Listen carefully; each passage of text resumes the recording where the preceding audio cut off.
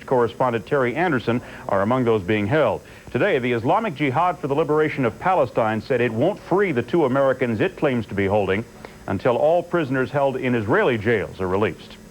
Prosecutors in Winnie Mandela's kidnapping and assault trial can now introduce evidence from other alleged attacks.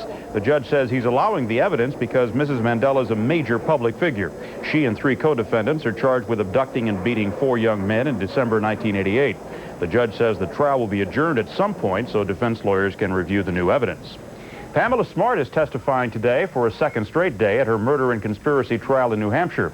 The 23-year-old high school teacher admits she lied to police about her affair with a teenage student, but she denies she persuaded him to kill her husband, Greg.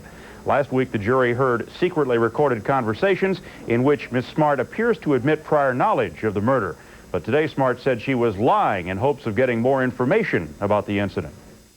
Yes, that was my intention, to figure it out on my own. My husband was murdered. I was not thinking rationally at the time. And unless you've gone through something like this, then maybe you can't understand.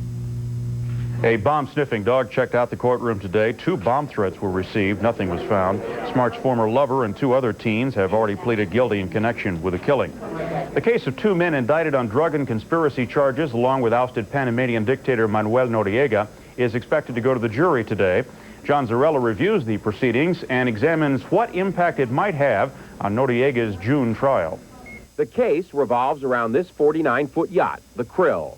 The 1988 drug indictment against Manuel Noriega alleges he and the 2 co-defendants on trial now plotted to use it to ship guns to Colombia in exchange for cocaine. While Noriega's trial doesn't begin until late June, Brian Davidow and William Saldariaga are being tried now on that charge. Attorneys representing the defendants say the government's case has been built on questionable testimony. This case is totally constructed around the testimony of people who have bargained for testimony, whose testimony has been purchased with deals of freedom and liberty. In fact, during closing arguments Monday, federal prosecutor Miles Malman said he would be making a routine rescue of a downed pilot or a small crew. He was not prepared for the horrible sight that awaited him. Marks arrived there in late afternoon. He circled the area, and members of his crew observed men in the water being eaten by sharks.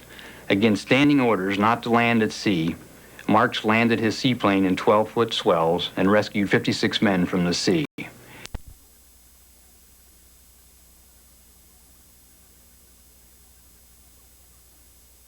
Says many big-time college athletics programs are a swamp of sleaze.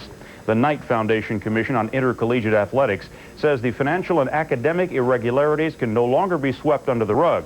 The group study offered a 3-tiered remedy, saying college presidents must be in control of athletics.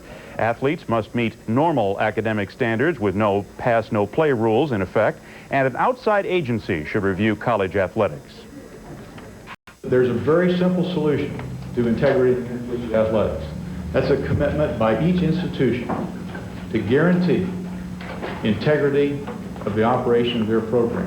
And that's really what we're calling for in this report.